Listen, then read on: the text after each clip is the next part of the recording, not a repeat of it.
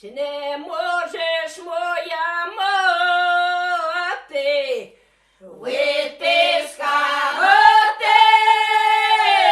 чи не можеш білих рук, чого розв'язати?